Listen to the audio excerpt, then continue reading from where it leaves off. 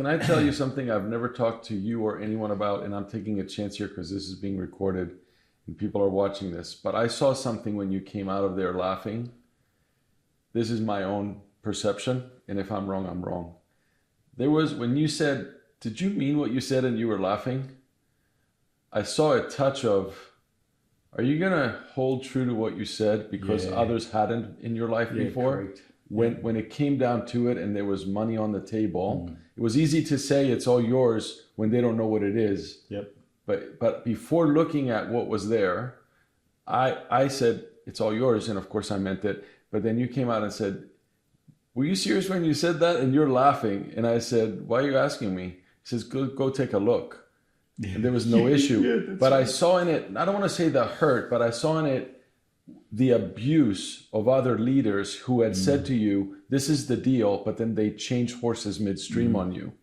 And I knew that would never happen. I'd rather die. And when I saw that, I rejoiced. And we've always rejoiced with each other's promotion. And I think that's such a key, going back to honor. What was the decision we made? We made a decision to walk away from the movement with honor and to embrace you with honor. And that's what's been the guide all along. Just want to say for people who listen to this, like, we're not a movement. We're individual members of Yahweh's household that have been autonomously empowered to function properly as the son. And we all have our part. If anyone has been into a conference and been with us in a conference, then that's the way we operate. I so love not having to try and be the linchpin, the kingpin of everything that goes on, to watch others be very successful in what they do.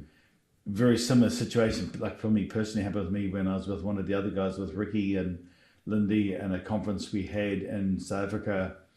And, the RAN being what it is, it's very difficult for the provision stuff to come in. And I got a ring from Ricky saying, Ian, this is how much has come in. And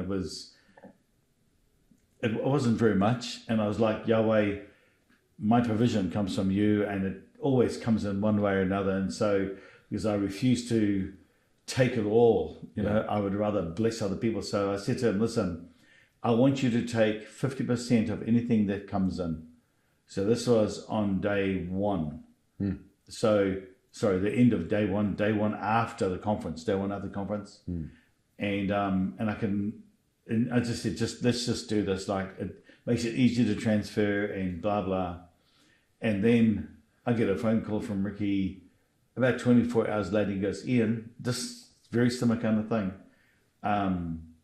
There's this much that has come in, and let me tell you, it was 8 times what was originally going to be what we were dividing. Like, it was a rather large amount of money. And I could feel the same question coming from him inside his heart going, are you going to follow your word? Or you're going to not do it? And so that's great. That 50% goes to you. Just send the rest to me in my account. However you want to do it, just do whatever you need to be doing. And I think that cemented the relationship in with Ricky. And so again, it's we all when one wins, we all win. Not this. I think that if I were to say there's a Venn diagram and there's something in the middle that ties us together, all of us, even all the others we run with, is that every one of us has been hurt by a system that refused to honor us for what we carried and what we deposited, and even promises that weren't kept. And yet, not only did we choose not to walk with bitterness about that, we've chosen to transform it by the way we interact and the way we model to those who watch us and follow us what we believe to be the proper way to demonstrate honor.